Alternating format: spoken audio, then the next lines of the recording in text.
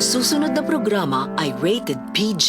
Ito ay nangangailangan ng patnubay at gabay ng magulang para sa mga batang manonood.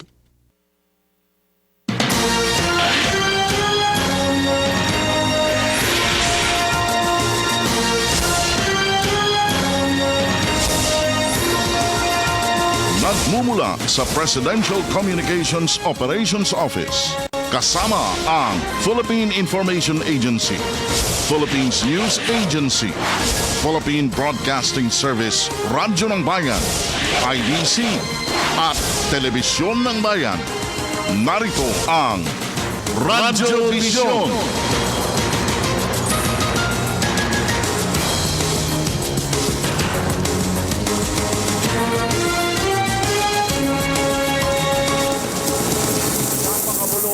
Mapayapa masaganang umaga, Luzon, Visayas, Mindanao.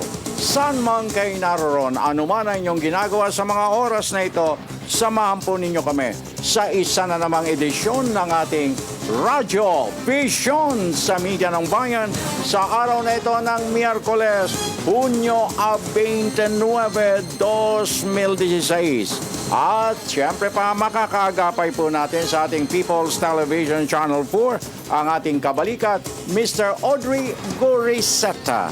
Mr. Audrey, good morning! At dito naman sa ating Radyo ng Bayan Studio, of course, ang wala pa rin kakupas-kupas na luningning ng Antipolo Sete, the girl with a dimple in every smile, ang aking co-anchor lady, Miss Zarina Lozuegro. Miss Zar, good morning. Good morning, Sir Francis. Good morning din po sa ating mga tagapakinig at nanonood ngayong umaga dito sa Radyo Vision. Sa loob po ng isang oras, samahan niyo kami na pag-usapan ang maiinit na issue dito sa ating bansa. Live po kaming napapanood ngayon sa PTV4 at IBC 13. Live streaming naman po sa www.ptvnews.ph. At maaari nyo rin pong i-download ang aming PBS Radio app o PBS app sa inyong mga app store. At kung gusto nyo naman po na makilahok sa aming talakayan, di ba ka, Francis? Maaari kayong mag-text sa 0922-3582-679. At ang inyo pong kaagapay, Francis Cancino, nag-aanyaya. Sama-sama tayo till 7 o'clock in the morning sa kabuuan ng ating Wednesday edition. Kalakip na rin ang pagpapakawala natin ng malawakang paglilingkod na pambayan. Paghimay sa ilang mga mainit na isyong nakaguhit sa ilang nating mga payagang pangumaga. At syempre pa, ang napapanahong hapag ng talakayan natin sa ating talastasan on a beautiful Wednesday edition. At para po sa kapakanan ng ating mga listeners sa Radyo ng Bayan 738 on your dial, kami po'y masusubaybayan nyo sa lahat ng 33 himpilan ng Philippine Broadcasting Service, Radyo ng Bayan, Luzon, Visayas, Mindanao. At worldwide sa pamagitan naman ng audio streaming. At sa atin namang mga texters, naku po, eto na naman tayo, makikiusap na naman po ako. Please, huwag niyong kalimutan ang inyong mga pangalan at addresses. In fairness, baka po hindi mabasa ni Porcelana ang mga mensahe niyong walang pangalan at address. In fairness, and please keep it short and simple. A beautiful Wednesday, Zarina. Good morning ka, Francis. Alam mo, natatawa talaga pag natawag mo ang porcelana. Hindi, Kasi yun naman ang ang itim-itim sabi. ko, tapos porcelana. Aba, may porcelana namang itim. Totoo ba yan? Gray. Gray ang kulay. Okay, now anyway, ako'y talagang, hindi malaman kung ako'y magdiriwang, kung ako ay talagang papalakpak, kung ako ay talagang masisihan, sapagkat araw-araw na lamang na ginawa ng Diyos, itong mga kabataan natin, na nai-involve sa mga kalakaran ng ipinagbabawal na gamot, suko rito, suko doon. Daan-daan sila kung sumuko, mabuti kung pa isa-isa lang, ano? Talaga namang maramihan, kumbaga, collective ang pagsuko na ginagawa nila. Ito ba ay talagang bukal sa inyong kalooban na gusto ninyong magbago in time for the change to come? O natatakot kayo sa banta ng bagong administrasyon na zero tolerance siya sa mga drug incidents o cases na mangyayari. Para sa akin ka, Francis, let's give them a chance Okay. na pagbabago talaga, kung gusto nila talaga magbago. Well, nandito naman na lahat ng resources, nandito ang ating government para tulungan sila. So, bakit hindi natin sila bigyan ng isa pang pagkakataon? Well, so, that dapat is maging the masaya $64 ka. million question. Yung salitang pagbabago, Pagbabago. napakadaling sabihin. May value talaga. Oh, easier said than done. No, ika nga ito lang talaga ang masasabi natin na magiging successful ang ilulunsad na change ng new administration. Simulan din natin sa ating sarili. Ang pagbabago. Dahil binabagong pilit ng bagong administrasyon, kung tayo naman nasa bulok na sistema pa rin sa buhay natin, tayo sa ating mga sarili na lamang, let us look into ourselves. Kung talagang gusto natin ng pagbabago, simulan natin sa ating mga sarili. Kayo na nabanggit mo na ang dami, daan-daan yung Daan-daan, sumusuko. yes. Yan ka ba? Over ba para sa'yo? Or Ay, medyo... hindi. Ako'y nagtataka nga. Ang tanong ko, voluntaryo ba yan o natatakot kayo? Baka pinagsama na. Dahil sa takot, voluntaryo na sumuko sa otoridad para magbago. O kaya hinahabol lang yata yung May yung reward. Reward. Na yung susukoy, bibigyan daw ng tigilan na dyan, tigli 5,000 yata or what. Yung mga voluntaring susuko na involved sa mga drug activity. Yun yung pag-aaralan. Pag-aaralan. Oo, kung mapapasok Very good. sila sa CCT na program ng government. At yung mga may kaso, tatanungin natin yan mamaya sa ating mga yung mga nakakulong na hindi pa man nahatulan, pero may kaso na. Nakadetain. Oo, nakadetain na sila. Aba, ano kaya ito? Papayagan kaya makalabas ito? O talagang merong panukala? Ilalagay daw sa isang batas na sa isang isla na walang komunikasyon. Doon ay kukulong. Parang Alcatraz. Oh, yung mga my. drug lord. Anyway, nako, akmado na naman ang mensahe ni Mang Samuel. Ang ating words of wisdom for today's arena. Yes, ang ating words of wisdom ngayong Wednesday morning ay, great victory has never been possible without great sacrifice. Sa Tagalog po, Dahan-dahanin mo. ang napakalaking tagumpay ay hindi kailanman naging posible nang walang pagsasakripisyo. Mula kay Samuel Zwimmer. Okay. Social. Nako, ang galing, Mang Samuel. Talagang akmadong-akmado sa iyo. Oo nga. Akmado. Sa akin na naman. Yung tagumpay mo, no? Ay hindi naging posible kung wala kang ginawang sakripisyo. Hindi ba? Nagsakripisyo ka talaga para makuha mo siya, no? Sa kabila Nakuha ko yung pangarap. pangarap mo na makapiling siya. Hindi, na kahit yung career na mo, naglihim yung ka mga kay ganun. mami. Yun ang sakripisyo na Ang labo talaga, hindi ka nila nagigets, sabi ng taong bayan. Get nila okay, ako. ganito po ang ibig Ganito, sabihin yan. alam mo, Mang Cosme. Okay, tuloy-tuloy na muna tayo. Sandali lang, 10 minuto na makalipas ang alas 6. Puntahan na natin ang unang bulusok ng ating mga balita sa araw na ito ng Miyerkules sa pamagitan ng ating kabalikat, Mr. Audrey Goriseta. Mr. Audrey, go!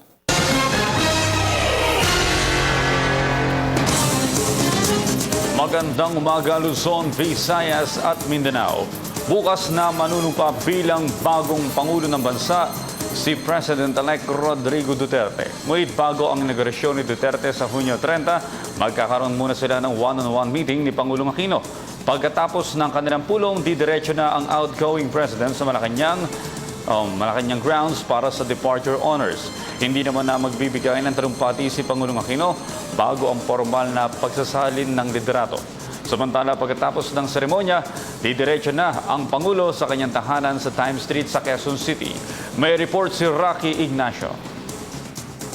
Magkakaroon ng one-on-one meeting sina Pangulong Aquino at President-elect Rodrigo Duterte sa June 30 bago ang pagpapalit ng liderato sa Malacanang. Alas 10:30 ng umaga, sasalubungin ng Pangulo ang pagdating ni Duterte na iluluklok bilang ika-16 na Pangulo ng Pilipinas. Pagkatapos ang pulong, ihahatid ni Duterte si Pangulong Aquino sa Malacanang grounds para sa ipagkakaloob na departure honors. Ayon sa impormasyon na binigay sa akin nung mga kinatuwa natin sa transition team, si Executive Secretary Ochoa ay itinalaga sina Ambassador Marshall Painor Jr. at Ambassador Celia Ana Feria na head ng Presidential Protocol Office na maging kinatawan ng pangkat ng Aquino administration. At yung nilahad ko sa inyo, yun yung konsepto. No? Traditional kasi yung pagkikita ng Pangulong magtatapos ng kanyang termino, doon sa Pangulong magsisimula ng kanyang termino pagkatapos manumpa, they will have a one-on-one meeting inside the palace, after which President Aquino will move downstairs to the palace grounds where he will be given departure honors and he will troop the line. Merong honor guard from the AFP. Yung pong nilalahad ko sa inyo ay conceptual plan subject to finalization by the committee composed of representatives of both the outgoing and incoming administration. Wala nang magiging talumpati si Pangulo Aquino bago ang formal na pagsasali ng presidency sa June 30. Sinabi ito ni Ambassador Marciano Painor, tumatayong head ng Presidential Inaugural Committee. Pagkatapos ng departure honors, gagamitin pa rin anya ni Pangulo ang presidential car bago mag alas 12 ng tanghali. Ang seremonya ng paglabas nito na maghuhudyat ng pagtatapos nito sa termino. Ayon naman kay Coloma mula Palasyo, diretso si Pangulo Aquino sa kanyang tahanan sa Quezon City.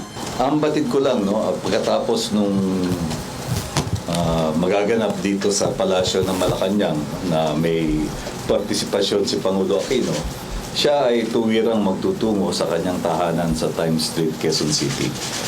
Pero bago noon, gagampanan niya yung kanyang tungkulin bilang Pangulo nang naaayon sa tradisyon. Makikipagpulong siya sa President-elect Rodrigo Duterte sa Malacanang Palace. At pagkatapos din ito, siya ay gagawaran ng departure honors ng Armed Forces of the Philippines doon sa loob ng Malacanang Palace grounds. At pagkatapos naman doon, siya ay magtutungo na sa kanyang sasakyan para siya ay lumisan na sa kanyang naging tanggapan sa nakaraang 6 na taon.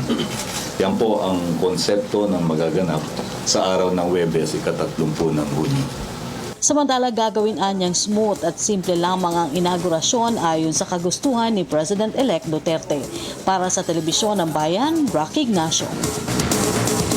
Samantala, naghanda ng simpleng pagsalubong ang pamahalaang lungsod ng Quezon at ilang pribadong grupo para sa pagbabalik ni Pangulong Aquino sa kanyang tahanan sa Times Street bukas.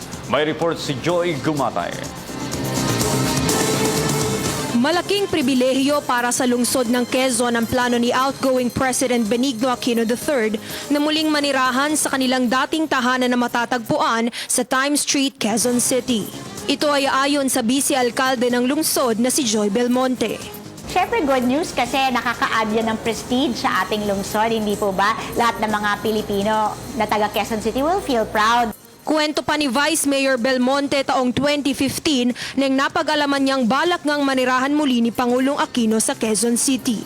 Ito ay dahil sa mga kapatid nitong nag-asikaso ng building at renovation permits ng naturang bahay upang maisaayos ito para sa kanyang pagbabalik pagkalipas ng 6 na taon. Upang maipakita ang taus-pusong pagtanggap ng lungsod ng Quezon sa outgoing president, nakikipagkooperasyon ngayon ang kanilang lokal na pamahalaan sa isang pribadong grupo ng mga taga-suporta ni Pangulong Aquino na nais magsagawa ng isang simpleng pagsalubong para sa kanya. Plano nilang maglagay ng mga welcome signs, gayon rin ng yellow ribbons at yellow flaglets sa mga daraanang kalsada ng outgoing president sa kanyang pag-uwi. Magkakaroon rin ng simpleng programa sa Times Street, Quezon City, kung saan bibigyan ng parangal ang Pangulong nagtaguyod ng daang matuwid. Kami sa Lungsod Quezon at sa ngalan ng lahat ng ating makawani at sa ating mahal na Mayor Herbert Bautista ay natutuwa at nagagalak na pinili po ninyo, mahal na Pangulong Aquino, na bumalik po sa ating lungsod at asahan po ninyo na kayo po ay aming aalagaan at kayo po ay aming mamahalin. Para sa Telebisyon ng Bayan, ako si Joy Gumatay. Wala umunong nakikitang posibilidad si House Speaker Sonny Belmonte na ma-impeach si President-elect Rodrigo Duterte. Ayon kay Belmonte, mas mainam na pagtuunan na lamang ng pansin ang mga mas positibong bagay.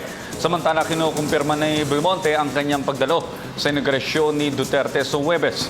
Sisikapin din umano niyang makadalo sa inaugurasyon ng kanyang kapartidong si Vice President-elect Leni Robredo. May report si Jervis Manahan. Wala raw nakikitang posibilidad si House Speaker Sonny Belmonte na mai-impeach si President-elect Rodrigo Duterte kapag naupo na siya sa pwesto. Kinagulat nga raw niya ang balitang ito at sinabing dapat ay mas pagtuunan na lang ng pansin ang mga mas positibong bagay. Why should we be talking about that? We should be talking about confidence. We should be talking about achieving and so forth. Hindi yung parang may takutan na rito, may parang negativism na. Tayo, this is a new administration. Let's think positive as a people, no? Sa lumalabas na komposisyon ng Kongreso ngayon, halos nakasisiguro na si Duterte ng malakas na suporta mula sa mababang kapulungan dahil lumalabas na malakas sa numero ang majority coalition na inaasahang pangungunahan ni Representative Pantaleon Alvarez. Dahil dito, malabo na rin talagang magkaroon pa ng impeachment. Nauna nang kumalat ang mga aligasyon na nagbabalak ang Liberal Party na ipa-impeach si Duterte para makuhang muli ng partido ang pagkapangulo. Pero tahasan naman itong itinanggi ni Belmonte. Yan ang malaking kalokohan naman yan. Yan parang intrigang sinasabi ng mga tao. And I know, hindi mga periodista nag-iisip nun. No? So, yan ang number one intriga sa lahat. Sa katunayan, dadalo raw si Belmonte sa inaugurasyon ni Duterte sa Malacanang sa June 30 kahit nakasabay nito ang inaugurasyon ni Quezon City Mayor Herbert Bautista at Vice Mayor Joy Belmonte. Dahil magkakahiwalay ang inaugurasyon, sisikapin din naman daw niyang makapunta sa inaugurasyon ni Vice President-elect Leni Robredo. Tiwala si Belmonte na magkakausap din sina Duterte at Robredo sa tamang panahon. I think it's only a matter of time before they themselves will get on working relations with each other. 2 araw bago bumaba sa pwesto, nag-donate si Belmonte ng isang bronze bust ni Jose Rizal at original na kopya ng 1935 Constitution sa Kongreso. Binili pa raw niya sa kilalang alagad ng sining na si Napoleon Abueva ang bust ni Rizal at ibinigay niya sa Secretariat ng Kongreso para mailagay sa harap mismo ng plenaryo. Naglibot din daw si Belmonte sa Batasan Complex para pasalamatan ang mga kawani ng House of Representatives sa kanilang paglilingkod sa 15th at 16th Congress. Babalik si Belmonte bilang kongresista ng 17th Congress pero hindi na bilang House Speaker. Para sa Telebisyon ng Bayan, Jervis Manahan. Sa iba pang balita, pinuri naman ni Bayan Muna Representative Nery Colmenares at ang mga Bayan Bloc ang pagpirma ni Pangulong Aquino sa Centenarian Law. Sa ilalim ng bagong batas, mabibigyan ng cash incentive ang mga centenarian o yung mga taong may edad 100 pataas, 100,000 piso at mga plake ang makukuha ng mga centenarian. Dahil dito, pagtataya ng may akda ng batas na si Albay Representative Edsel Lagman, nasa 7,000 Pilipino ang makikinabang dito. Sa kabila nito, nangako naman si Colmenares na i-refile ang SSS pension hike sa 17th Congress. Isang panukalang una ng ibinasura ni Pangulong Aquino. Magiging prioridad ni Lieutenant General Ricardo Visaya ang pagtugis sa bandidong Abu Sayyaf oras na umupo na siya sa pwesto bilang Chief of Staff ng Armed Forces of the Philippines. Plano ni Visaya na gawing 24 oras ang operasyon ng militar sa Sulu upang hindi na makapangbiktima pa ang bandidong grupo. May report si Eunice Samonte. 24 oras, 7 araw sa isang linggo. Yan ang magiging operasyon ng militar laban sa teroristang grupo ng Abu Sayyaf sa oras na maupo si incoming Chief of Staff Lieutenant General Ricardo Visaya. Yan ang kanya naging pahayag kanina matapos maitanong ang kanya magiging plano pagkatapos ng change of command sa July 1. Ayon kay Lieutenant General Visaya, matapos raw ang turnover ay agad naman na magkakaroon ng command conference kasama ang bagong presidente at mula doon ay pag-uusapan ng mga dapat gawin at mga karagdagang aksyon na maaaring simula ng Armed Forces of the Philippines. We are planning for that, no, to fight the Abu Sayyaf 24/7. We would like to defeat that the fastest way, no, and that can be the best option to fight them. Nang tanungin naman kung ano ang pinakauna niyang gagawin pagkatapos ng change of command. Nabanggit niya na una niya nga raw bibisitahin ang Air Force, Navy at Army at pagkatapos noon siya ay pupunta ng Holosulu para masolusyonan ang problema sa kidnapping ng mga Abu Sayyaf. Matatandaang mayroong bagong bihag na 7 Indonesians ang Abu Sayyaf nitong nakaraang linggo. At maliban dito ay mayroon pa silang bihag na 2 foreign nationals at 5 Pilipino. Ani Visaya, hindi titigil ang militar hanggat hindi nahuhuli ang teroristang grupo na ito. Para sa Telebisyon ng Bayan, ako si Eunice Samonte. Formal nang nagretiro si PNP Chief Director General Ricardo Marquez. Personal din niyang isinurrender ang kanyang badge.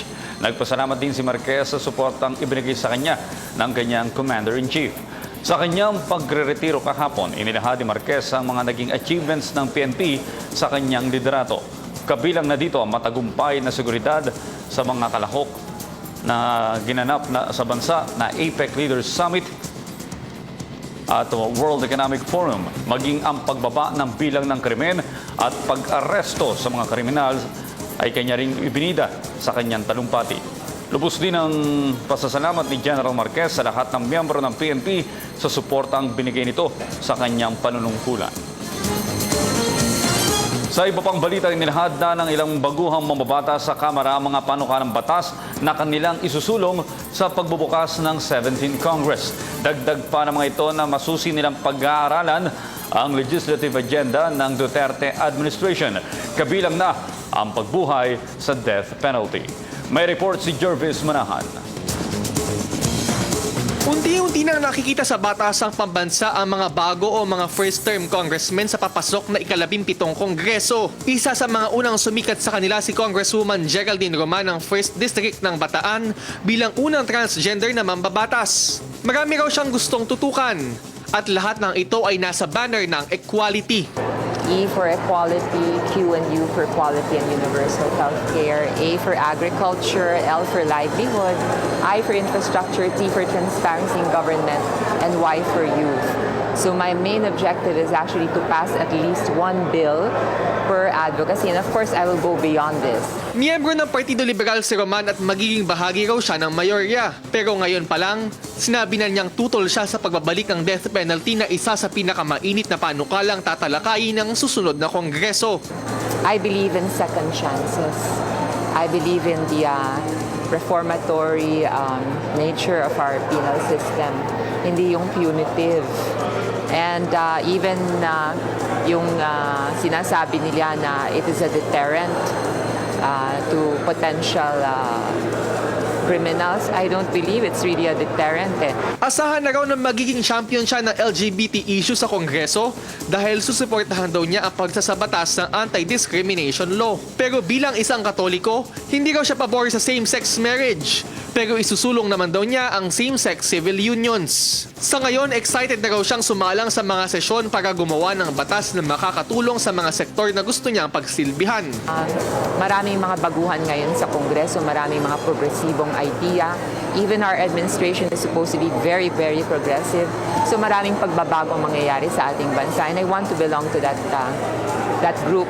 Isa pa sa mga first-term congressmen si Representative Gonzalo ng Kabayan Party List. 2 seats ang nakuha ng partido sa Kongreso at makakasama niya si Attorney Harry Roque bilang kinatawa ng Kabayan. Tututukan naman daw niya ang kabuhayan, edukasyon at kalusugan sa pagpapasa ng mga batas gaya ng geriatric bill. Ang unang-una nating titinan dito yung para sa kalusugan. So I'm already coordinating with the Department of Health yung mga priority measures nila doon. Specifically doon, gusto nila na ipasa yung para doon sa geriatric bill natin. Ito yung pagbibigay ng higit na assistance at pag-aaruga sa mga nakatatanda natin. Professor ngayon sa UP College of Law si Congressman Salo kaya maalam na rin daw siya sa pagpapasa ng mga batas. Nang tanungin kung susuportahan ang legislative agenda ni Duterte, sinabi niya na masusi muna raw niya itong pag-aaralan. These are matters that should be trashed out also within our party list kasi these are policy issues. Of course, with his speakership, nandun po tayo. Susuportahan natin yun, definite yun. But when it comes to policy issues, tatasain natin maigi yun kung ano yung higit na interest at welfare na kapag susulong ng welfare ng mga kababayan natin. Para sa Telebisyon ng Bayan, Jervis Manahan. At yan po naman ang aming mga nakalap na balita at impormasyon para sa Radyo Vision. Ako po si Audrey Goriseta. Balik muna sa inyo kay Francis at Sharina. Maraming salamat, Audrey Goriseta. 26 minutos, 26 segundos makalipas ang alas 6 ang unang cabinet ng Message Center, Serena. Good morning po. Greet ko lang mahal kong anak na si Lysander James Haani na nasa school ngayon sa Notre Dame of Bonggao, Tawi-Tawi. Mona Haani from PNP Compound, Bonggao, Tawi-Tawi. Hello po. Hello. Good morning, PTV, Radyo ng Bayan. Greet ko lang parents ko na currently nanonood ng PTV at nakikinig sa Radyo ng Bayan. Baby Love Thank you. from Thank you. Bukidnon. Okay. Good morning morning, Miss Ganda and Sir Francis. Ang ganda po ng programa nyo. Maraming salamat. Thank you po. Binabati ko po ang tiyuhin ko na si Nathaniel Layam na laging nanonood sa programa nyo. Maraming salamat. Thank you. At good morning po, Sir Ka Francis. Ma'am Zarina, binabati ko po ng happy birthday si Patricia Ella Bonifacio coming from Daddy Eli Bonifacio, San Carlos, San Luis, Pampanga. Salamat po, Ka Francis Guapo. Thank you. Okay. At dito naman sa ating aparador ng Message Center, good AM, Sir Francis, Ma'am Zarina, pakibati naman ang admin officer ng DWPE, Radyo ng Bayan, Tuguegarao City, ng belated happy birthday. Thanks, Radyo ng Bayan, Tuguegarao. Okay? Gandang umaga po. Salamat sa pagiging instrumento ng makatotohanang balita sa amin. Melinda Beng, abuga ng Barrio Concepcion, Tala, Caloocan City. Salamat po. Good AM, Ma'am Sarina. Palagi akong nakasubaybay yung programa from Digos 7. Okay, salamat po. Good AM, Mr. Francis at Ma'am Sarina. More than 1 month na kaming lumipat sa PTB4. Sana po magpatuloy ng pagbabago from 0363. Change is coming to town. Okay. Asahan po ninyo yan. Good AM. PTB4, gwapo at ganda, pakigreet. My sister and brother, PGBI. Guardians, 1G, SARCOM from Sergeant 681B, Bukidnon. Mabuhay ang sandatahang lakas. Wow, more power to you all. At magandang umaga po, Ka Francis Arena. Lagi po akong nanonood sa inyong programa dito sa Boracay. Bata na mo nga naman, ha? Sosyal. Napakaganda ng inyong programa at marami kaming natututuhan. Pakibati lang po sa Pastry Department, sina Rick Suarez, Raymond, Charlene, Alan, J. May, Ria, Jonaline Palermo, Alex Branzuela ng Paradise Garden Hotel and Convention Center, Boracay Beach Resort. Salamat po. May discount daw tayo doon pag pumunta. Assalamualaikum, Ka Francis. Wala akong pinanonood ibang programa sa telebisyon kung hindi ang inyong programa lamang, ang Radio Vision, Ener Notipad ng Bonggao, Tawi-Tawi. And finally, gandang umaga po, Madam Sarina, Sir Francis, avid viewer nyo po ako. Hindi po kompleto ang umaga ko basta't hindi naka-update sa inyo. Benny Blas po ito ng Umpaw, Tarragona, Davao Oriental. Maraming salamat po. Okay, tuloy-tuloy na tayo. 29 minutos at 29 segundos makalipas ang alas 6 sa unang sigwada ng ating Provincial Roundup. Bayan Patrol Report! Unahin na natin, Ka Francis, ang Agusan del Sur. Radyo ng Bayan kasama si Bobby Ilupa. Maradyaw na buntag, Bobby. Konektado ka. Maradyaw nga buntag. Aabot na sa mahigit 3 milyong pisong halaga ng mga Shared Service Facility o SSF projects ang naibigay ng DTI sa bayan ng Prosperidad, Agusan del Sur. Sa panayam ng Radyo ng Bayan, sinabi ni DTI Agusan del Sur SSF Account Officer Lionel Aninion na kabilang sa mga proyektong ito ang Abaca Skipping Machine, Meat Processing Equipment, Integrated Cocoa Fiber Processing, Packaging Equipment for Black Rice and Integrative Medicines, Engineered Bamboo Slats Production at SSF for Bread and Pastry. Ang pangpitong project na expansion of virgin coconut oil processing na nagkakahalaga ng halos 700,000 piso ay hindi pa naibibigay ng DTI dahil naantala sa pagproseso ng pagbili ng mga kagamitan. Ang Shared Service Facility ng Pamahalang Nasyonal ay pinatutupad ng DTI noong taong 2013 hanggang 2014. Ngunit ang mga proyekto ay natanggap ng mga benepisyaryo noon lamang nakaraang taon hanggang sa kasalukuyang taon.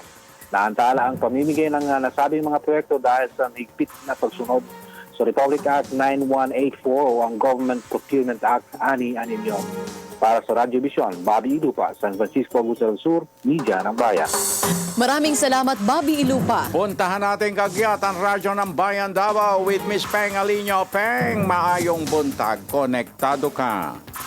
Mayang buntag, Francis at Sharina. Kanina madaling araw ay dinalaw ni President Rodrigo Duterte ang burol ng ama ng kanyang incoming Department of Health o DOH Secretary Jean Obial sa Cosmopolitan Funeral Homes. Samantalang isa rin sa mga kaibigan nito ng ABS-CBN Davao ang binisita rin sa katabing itong kwarto lamang ng Cosmopolitan. Samantala, anytime today ay lilipat na patungong Maynila si President-elect Rodrigo Duterte para paghandaan ang kanyang inaugurasyon bukas. Sinabi naman ni Lisette Marquez, Hepe ng Davao City Tourism Office, na nasa mahigit kumulang sa 600 lamang ang inaasahang bisita at sasaksi sa makasaysayang inaugurasyon ng kauna-unahang Pangulo mula sa Mindanao na si Duterte. Ayon kay Marquez, na simpleng damit na formal lamang ang dapat isuot ng mga dadalo sa naturang okasyon kung saan ang mga kababaihan ay magsusuot ng Filipiniana na pwedeng hindi malagawn at ang lalaki naman ay barong at dark pants, samantala mga dignitaries ay naasahang magsusuot ng dark suit, coat or tie o coat and tie. Samantala, ang isusuot naman ni President-elect Duterte ay bibiling barong ng kanyang asawang si Hanelet na maaaring isa sa kanyang 5 barong na komportable itong isinusuot at maaaring ipa-dry clean lamang dahil 12 nga ang pagpipilian ng Pangulo, ngunit hanggang sa kahapon ay hindi pa alam kung ano ang kanyang isusuot na barong. Inaasahang mag-uumpisa ang programa sa Malacanang ng alas 10:30 ng umaga at matatapos ng alas 10 ng hapon. Para sa Radyo Vision, Peng Alinyo ng Davao City, Media ng Bayan. Thank you very much, Miss Peng Alinyo, Radyo ng Bayan Davao. Narito naman po ang Tugigaraw Radyo ng Bayan kasama si Teresa Campos. Naimbag abigat, Teresa, konektado ka. Naimbag abigat, kinakatigan ng BIFAR Region 2 ang panukalang mabigyan ng share ang mga regional offices mula sa naire-remit na administrative fine sa National Treasury na ipinapataw sa mga nahuhuling dayuhang poachers. Ayon kay Attorney Samuel Agaloos ng BIFAR Region 2, maganda ang panukalang ito dahil maski sila ay nais silang mabahaginan sana sa milyong-milyong pisong na iaambag nila sa kaban ng bayan. Maaari kasi nilang magamit ang maibibigay na pondo sa pagpapalakas sa anti-poaching at illegal fishing campaigns ng pamahalaan tulad na lamang ng pagbili ng karagdagang patrol boats at iba pang kagamitan. Batay sa datos ng BIFAR Region 2, mula noong dekada 80 hanggang nitong 2016 ay nasa $620,000 administrative fine na ang naibabayad ng mga dayuhang mangingisda sa National Treasury o katumbas ang halos 30 milyong piso. Ang pinakahuling multang binayaran ng mga Chinese poachers na nahuli sa Cagayan nito lamang nakaraang linggo ay nagkakahalaga ng halos 10 milyong piso, ang pinakamalaking multang itinataw sa buong kasaysayan ng BIFAR sa bansa. Para sa Radyo Vision, Teresa Campos, Tuguegarao City, Media ng Bayan. Maraming salamat, Teresa Campos. At sa puntong ito ang ating weather outlook for today, Wednesday, Zarina. Puntahan natin live sa Pag-asa DOST ang ating kasama na si Amor La Rosa para sa ating weather update today. Magandang umaga, Amor. Konektado ka. Good morning, Zarina at Ka Francis. Magandang umaga, Pilipinas. Narito na po ang latest sa ligay ng ating panahon. Para sa mga papasok pala ng school o kaya naman ng opisina, huwag kakalimutang magdala ng payong dahil posible pa rin maranasan ang mga pag-ulan sa ilang bahagi ng ating bansa. Dahil po yan sa patuloy na pag-iral nitong ITCZ o yung Intertropical Convergence Zone na ngayon ay umaabot pa rin dito yan sa Visayas at ganoon din dito sa Mindanao. Sa mga susunod na oras, ayon po sa Pag-asa, mararanasan ang maulap na kalangitan na magdudulot ng mahina hanggang sa katamtamang pag-ulan at mga pagkidlat, pagkulog. Dito po yan sa Bicol Region, ganun din dito sa buong Kabisayaan, hanggang dito po yan sa buong bahagi naman ng Mindanao. At dito naman sa atin sa Metro Manila at pati na rin sa natitirang bahagi pa ng ating bansa, inaasahan po natin yung bahagya hanggang sa maulap na kalangitan at meron pa rin pong chances na mga pulo-pulo lamang naman na pag-ulan o pagkidlat, pagkulog. At para sa pandetalye tungkol sa ligay ng ating panahon, i-check po natin itong inaasahan temperatura sa iba't ibang bahagi ng bansa. Unahin po natin dito sa Luzon para sa Baguio City. Sa mga mamamasyal dyan, ang temperatura 10 to 25 degrees Celsius. Dito naman sa Metro Manila, bukod sa paghahanda po natin sa traffic, inaasahan din po natin ang mainit na panahon, posible po yung umabot ng 34 degrees Celsius. Dito naman sa Visayas, para po sa Tacloban kung saan nga po ipagdiriwang itong Pintados Festival, inaasahan po natin ang 25 to 31 degrees Celsius. At malaki po yung tsansa na maging maulap ang inyong kalangitan. Dito naman po sa Iloilo, Bacolod at sa Metro Cebu, inaasahan po natin ang 25 to 32 degrees Celsius. At panghuli po natin sa Mindanao, sa Cagayan de Oro, asahan po ninyo ang 24 to 31 degrees Celsius. Kapareho po yan ng inaasahan natin dito sa may Zamboanga. Para naman sa Metro Davao, inaasahan po natin mararanasan ang 25 to 32 degrees Celsius. At kita nyo naman, malaking bahagi po ng Mindanao makakaranas ng cloudy skies. Kaya paghandaan po ninyo ang malaking tsansan ng maulang panahon. Yan po ang latest sa lagay ng ating panahon para sa Radyo Vision. Ako po si Amor La Rosa mula dito sa Pag-asa DOST Media ng Bayan. Maraming natutuwa sapagkat napirmahan na centenarian. Bill? Isa ka. Isa Hindi, ka. malayo pa ako. Diretso, isa Huwag kang ganon, ha? Huwag kang Hindi, ikaw ang masyadong isa sa makikinabang in the future. in the future. After 30 years, I After guess. 45 years. Oh, Okay, talaga. good day, Ma'am Zarina. Ang ganda-ganda nyo naman sa gabi. O, tama yan. Napapanaginipan ko ang ganda nyo. God bless, Renzo ng Antipolo. Ay, taga Antipolo rin. Baka ito kapitbahay mo, no? Okay. Good morning, Zarina. Isa akong hanga sa inyong programa at ang gwapa mo sa paningin. Pero hanggang tingin lang ako, hindi kita makita ng personal. Taga Kidapawan po ito. Okay, wag na. Wag mo nang nasahin. Wag na. Malayo. Okay, good morning, Bossman. Nakikinig at Yes. nanonood si Bossman. Ingat Nag-text ka. talaga, oh. Ingat ka, ha? Baka sabihin mo, malakas ka. Okay, narito na ang ating piling panahon, Zarina. Ipakilala mo na. Live po dito ka, Francis, sa ating studio. Makakasama natin at makakapanayam si Regional Director Perlita Silvederio ng Parole and Probation Administration ng National Capital Region. At pag-uusapan natin ay yung kanilang paggunita ng kanilang 40th anniversary ng PPA. Ngayon. Ngayon na po. Okay, so let's welcome Regional Director Perlita Silvederio. Magandang umaga po at welcome muli sa Good morning, Radio ma'am. Vision, ma'am.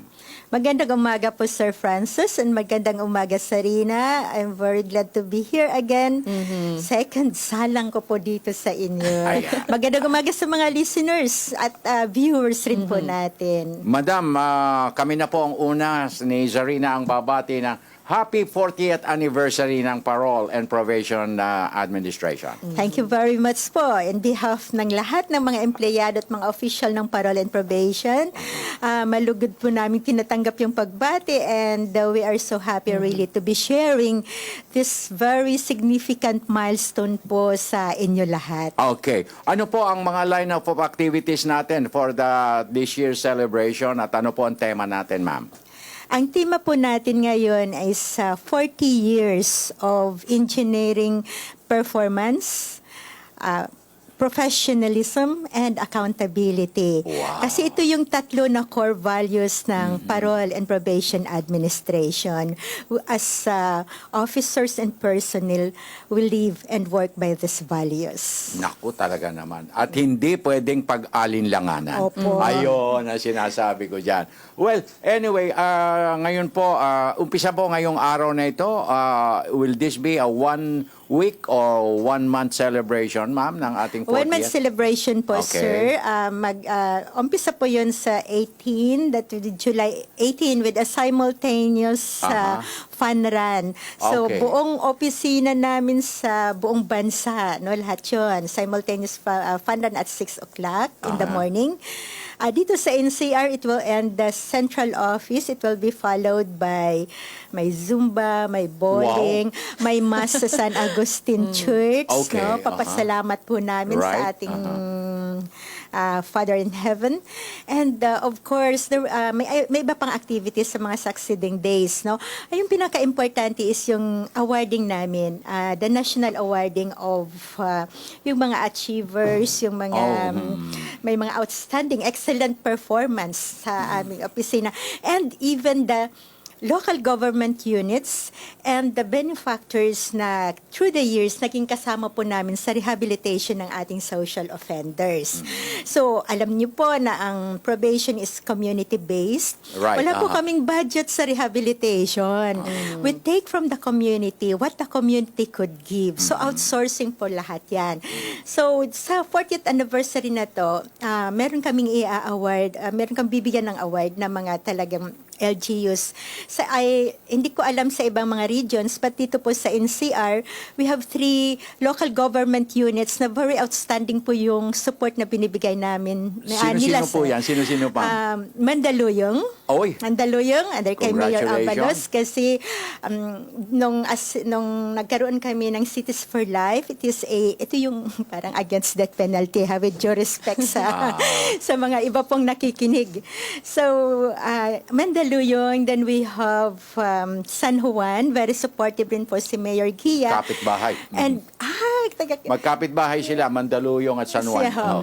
And Pasig, sa Gender and Development Program naman po namin sa opisina, napakalaki po ng binibigay na tulong ni Mayor Marivic.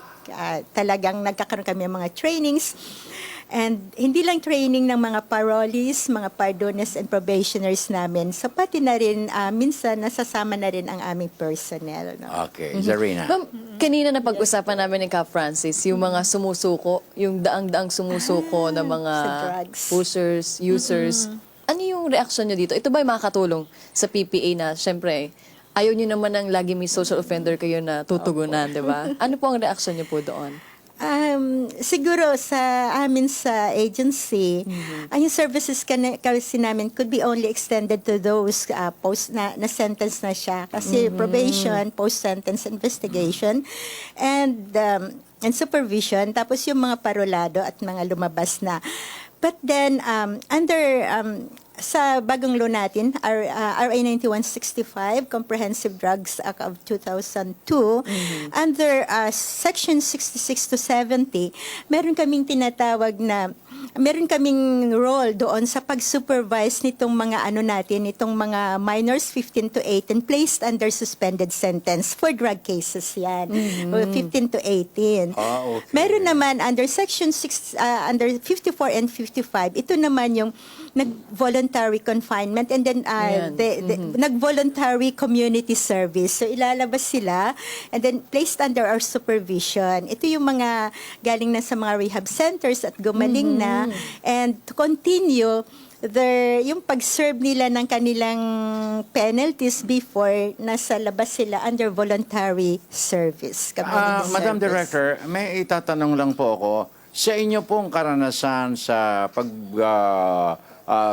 subaybay dito sa ating mga offenders na ito, na nabigyan ng parole, yung iba, under probation yung iba nakatapos na mag-rehab. Sa inyo pong karanasan, yung bang mga na-rehab, ilang porsyento ang talagang masasabi nating nagbago na at ilang porsyento ang nagbalik muli sa dating landas? Ako, gandang tanong po niyan.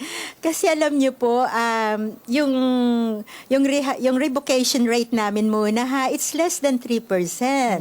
And right now, sa accomplishment report namin noong 2015, yung achievement ng rehabilitation program ng opisina stands at 98.6% to 100. Depende sa region. Ang ganda naman. We could really vouch na pag binigyan lang po natin ng one more chance and help the person be restored to his dignity with all the resources na available at tinatanggap natin siya, alam niyo po, talagang lumalabas ang kabutihan ng isang tao po. Well, ako po naniniwala at marahil lahat tayo naniniwala na kung tatanggapin siyang muli ng lipunang ginagalawan natin, talagang napakalaki ng magiging pagbabago. Pag siya in-outcast mo, ay babalik sa dating buhay. Tama po yun. O kaya huwag ka na magtaka. Kanina yan, nagtataka ka doon sa mga sumusuko. Hindi nga Sabi kasi let's give that iba a ngayon ang chance. nakikita ko. Iba ang natatanaw ko. Si Ma'am, paano po ba pagka ganon? Natatawa tuloy si Madam Director. Sinabi ko Kasi inaaway mo ko iba yun eh. Ito po yun. Paliwanag mo. Okay. Ganito po yun. Pag sinabi kong against kami sa retributive, baka matanggal po ako. Biro lang. Ako, hindi naman. Hindi. Sige, ganito na lang ang tanong. Sige na. Paano kung galing sa drugs? Ayan. Gano'ng kalaki yung chance talaga na magbabago isang tao? Kasi dami sumusuko. Diretso sila lahat sa rehabilitation. From experience po, dati kasi talagang probationable yung mga drug cases sa pag mga paraphernalia, mga simple drug use sa under 6425. So nakita naman namin, I rose from the ranks. I was a probation officer before, talaga, at bago ako naging director. Marami po kaming clients na nabago po, Besides, right now, yung agency namin is into the core rehabilitation program po namin, itong tinatawag na therapeutic community modality. It is in-apply yun sa community-based setting kung saan we call modification of behavior. Na mo-modify ang behavior nung person in such a way na naitatama niya yung pagkakamali. Kasi we are creatures of habit. Siguro yung mga nag-drugs, na yan dati, na use sa ganun, dapat baguhin yung behavior nila, yung mga mindsets. At talaga po, sa aming experience, meron talagang na-rehabilitate sa mga drug offenders natin. Alam nyo, naniniwala ako dyan, Madam Director, kaya lang talagang hindi rin natin maitatatwa na napakalakas ng impluensya ng lipunang ating ginagalawan. Kaya siguro kapag sila nakatapos na sa rehabilitation process, siguro kinakailangan ng gabayan closely, magulang, ng komunidad, at saka talagang gisingin na natin ang kamalayan niya na yung nakagawi ang lumang buhay, baguhin na because change is coming to town. Yes. Di ba? Di ba, Director? Yes po. Importante po kasi yung support group. Yes. What usually happens, lalo sa mga parulado namin, yun po yung matagal na sa bilangguan. Pag nalagay sila sa supervision, pag nakalabas, sometimes wala nang support group, wala nang bahay na uuwihan. Wala na yung mga pamilya nila. They would rather, minsan hindi man magandang pakinggan or nangyayari talaga, mabuti pa siguro, nasa loob ng kami, may pagkain, may bahay kami. So, that could be one factor kung bakit meron talaga ring bumabalik sa life of offending, sa re-offending na sinasabi. Pero kunyari pag bumalik, tatanggapin niyo po ba ulit? Pagka ganun. Ay, kung nag-recommit siya. But of course, nag-recommit? Nag-recommit siya. Oo, hindi naman siya makakabalik kung hindi siya nag-recommit. Okay. But of course, sa probation, yung role po namin dito is bago mailabas ang isang tao, we have to see to it na hindi na siya magiging threat sa community. There is a process of what we call filtering. Ini-investigaran tala all information, buhay niya, kung nakatira sa Manila o nakatira sa Mindanao, tinitingnan yan. Because those things are very crucial and determining kung bagay siyang bigyan ng panibagong chance. Kung hardcore na rin po, hindi na rin po namin matatanggap. Iba naman yun. Opo. Kaya talagang matindi ang pagkilatis nila bago nila bigyan ng probation o yung pansamantalang paglaya, yung ganon. Pero napakalaki po ng liabilidad ng ating lipunan dyan. Napakalaki ng gampanin ng mga officials natin ng local government and the barangay. Napakalaki po ng dapat nilang gampanan kapag alam nila na merong mga parolado o under probation sa kanilang mga setup. Talaga po kasi sa criminal justice system, yung community po is one pillar. Fifth pillar yun Kaya talagang partnership yun. Kung gusto natin ng isang society na, kasi ang purpose nga bakit merong probation, nakakabawas kami sa kriminalidad. We help promote peace and order, no? Yung gusto nating mangyari sa ating society. Kasi one person na ma-rehabilitate mo, that's one crime na hindi mangyayari. So, yung community, ang komunidad po is talagang malaking bagay yun, no? Pag hindi binigyan ng chance. That's why meron rin kaming program about volunteerism. Ito yung volunteer resource mobilization namin, where we recruit or where we tap responsible persons of probity in the community to help us in the rehabilitation of these people. So kung dun sa komunidad nila, merong nakatira na isang BPA na volunteer probation assistant na talagang nakatuto kasi we have to admit, kami po, kulang rin po kami sa personnel. That's why under the law, PD 968, it is mandated that we have to have volunteers to assist us in the rehabilitation of these people, our partners. So kung galing sa komunidad na yan, mas nakakabantay sila. Mas under the restorative justice concept, nagkakaroon ng acceptance. Yung VPA or kami, we endeavor na matanggap ng community ang ating offender, and likewise the offender would pinaparealize yan, malalaman niya na hindi lang pala yung sa pag-commit ng crime, may obligasyon pala po siya, hindi lang sa victim, sa sarili niya at sa komunidad kung saan doon siya eventually ibabalik. Ganda naman. No? Ay, nako. At, Zarina, siguro hingan na lang natin ng mensaheng pang-anibersaryo ang ating buting director, Perlita Silvederio, kaugnay ng inyong nalalapit na anibersaryo. Ang inyong pong mensahe sa sambayan ng Pilipino. Nagpapasalamat po kami na umabot kami sa ganitong taon, the 40th anniversary ng Parole and Probation. Kung baga, ito, Director, Ruby anniversary po. Ruby anniversary yan. Tama po kayo.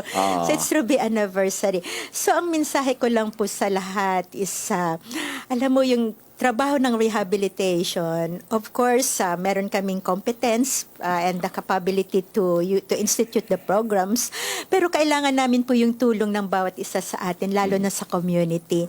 Let's have an open heart for these people. Probably hindi lang retributive view ang nakakapagtulong. Since time immemorial, parang hindi ho nakatulong yan. Rehabilitation still works. Kung we endeavor to return the person to that ideal state nung bago pa siya nagkakamit ng crime. No? We all deserve second chances. Let's uphold the dignity of man. We have to restore to him his self-respect. At yun gagawin natin, tulong-tulong po natin gagawin lahat. Maraming salamat. Nakaka-inspire naman yung nakaka-inspire yung message ni Second Director chance Perlita. talaga. Second chance. There's always a second chance. Okay. Maraming salamat po. More power sa ating Parole and Probation Administration. Salamat po rin sa oportunidad at sa privilege. Talagang kami po ang dapat magpasalamat. Thank you. Okay, tuloy-tuloy na tayo. 53 minutos, 23 segundos. Makalipas ang alas 6 para sa ikalawang sigwada ng ating provincial roundup. Narito na ang Calbayog Radio ng Bayan kasama si Jennifer Alegado. Magandang umaga, Jennifer. Konektado ka. Maupay nga aga, sugpuin ang illegal na droga at hulihin ang mga miyembro ng private armed groups upag ito ang marching order ni Calbayog City Mayor Ronaldo Aquino sa bagong OIC Chief of Police ng lungsod na si Police Chief Inspector Dimus Penis Magnaan. Ayon sa alkalde, malaki ang paniniwala niya na masusugpo ng bagong pamunan ng Calbayog PNP ang talamak na problema sa pinagbabawal na gamot. Ayon pa sa alkalde, suportado niya ang kung anumang plano ng kapulisan para masolusyonan ang problema basta't naayon sa batas. Samantala, ipinabot din ni Mayor Aquino kay Police Chief Inspector Magnaan na huwag itigil ang operasyon laban sa mga miyembro ng private armed group. Nito lamang nakarang linggo, nagkaroon ng encounter ang ilang miyembro ng PNP laban sa mga pinaghahinalaang miyembro ng PAG. Binigyan din ni Mayor Aquino ang kanyang kautusan sa PNP na gawin ang lahat ng nararapat para sa kayusan at kapayapaan sa Calbayog. At tila pa ng alkalde sa bagong hepe ng Calbayog PNP na iwasan ang pamulitika at gawin ang nararapat bilang opisyal ng pulis. Para sa Radyo Vision, Jennifer Sumagang Alligado, Calbayog City, Media ng Bayan. Maraming salamat, Jennifer Alegado. Puntahan natin ang ating Radyo ng Bayan. Birak, kasama si Arlene Bagadyong. Magandang umaga, Arlene. Konektado ka. Oh yes, pitong barangay captain sa lalawigan ng Catanduanes ang magpapasumpa sa mga halal na opisyal dito sa joint taking ceremony na gaganapin alas 9 ng umaga ngayong araw sa Municipal Government Hall sa bayan ng Bato, lalawigan ng Catanduanes kung saan manunumpa bilang halal na kongresista ng Lone District ng Catanduanes para sa 17th Congress si Cesar Vergara Sarmiento kasama ang Vice Mayor ng Bato at iba pang mga halal na konsihal dito. Binabago sa Catanduanes na ang barangay captain ang nagpanumpa sa isang kongresista dahil minsan na itong ginawa ni dating Congressman Joseph Aldea Santiago sa kanyang termino noon. Samantala, napakasimple lang ng seremonya sa naturang oath-taking ceremony kung saan magpaparating naman ang mensahe ang mga halal na opisyal at pagkatapos ay simpleng snack o merienda lamang. Samantala, nagpahayag naman si Congressman Sarmiento na siya ay positibo na magiging tuloy-tuloy ang mga proyektong naumpisahan dito sa lalawigan ng Catanduanes sa papasok na termino ni Pangulong Duterte. Para sa Radyo Vision, Arlene Odal Bagadyong, ang media ng CAD. Maraming salamat, Arlene Bagadyong. Good AM, Ka Francis at Zarina. Maganda itong programa nyo. Sana tuloy-tuloy ito. Si Fermin Mercader ng Villaba, Leyte. Magandang magandang morning vibes ang Radyo Vision. Hindi katulad ng napapanood sa iba, puro krimen sa umaga. Greet ko lang po si Idol Amor La Rosa at ang pinakamaagang weather program sa Panahon TV, Richard Galang ng Quezon City. Laging nakikinig, Kabalikat, Civicom 267 Chapter, San Antonio, Nueva Ecija. Laging nakahanda sa anumang sakuna rescue team ng Kabalikat Civicom, Radyo ng Bayan. Good morning po sa lahat. Pabati naman po dito ang mga kababayan ko sa Buena Vista, Tandag City. Madayaw na buntag sa imo, tanan, and God bless sa tanan. Okay. Ito naman po, good morning ma'am sir. Ang ganda ng programa niyo. Palagi kami nanonood. Galing kay Kida sa Siocon, Zamboanga del Norte. Maraming salamat po. Good morning, Ka Francis, Ma'am Zarina. Binabati ko po ang aking asawa na si Mo ng happy wedding anniversary mula happy kay Kenny wedding. ng Simuay, Sultan Kudarat, Maguindanao. Na imbaga bigat kakabsat na taraki, Ka Francis, na pintas Ma'am Zarina. Kablaawan da kami agbuy buya PTV for at Radyo ng Bayan. Dito sa Ilocos, Slovakia. Agbiag kayo apo, retired BFPSFO2. Roger Flores sa Pidig, Ilocos Norte. Good morning po, Ma'am Serena, Sir Francis. Pakibati naman po si Cecil ng De Losos Rest. Idol ko po kayo sa mga binabalita nyo po. Ako po si Jong Tundo ng Tondo, Maynila pala. Good morning po. Araw-araw nanonood po ako ng programa nyo. Keep up the good work. Thanks from Popoy ng Pandan Antique. Maraming salamat po. Okay, yung mga message na hindi po namin nabasa, bukas pangako babasahin. Basta't dumating ang mensahe nyo, babasahin po namin yan. Huwag kayong magdaramdam. And with that, Zarina, gusto ko po magpasalamat sa lahat ng mga nag-text, nanood at nakinig ngayong umaga dito sa Radyo Vision. Kung na-miss niyo po ang aming edisyon ngayong umaga, maaari kayong mag-log on sa youtube.com. Muli, ako po, si Zarina Lusuegro. at ang inyo pong kaagapa ay Francis Cancino. Sa ngalan ng Radyo Vision Family, nag-iwan na isang mapayapa, masagana at magandang umaga. Have a nice Wednesday ahead of us. God bless. Until tomorrow, maraming salamat po.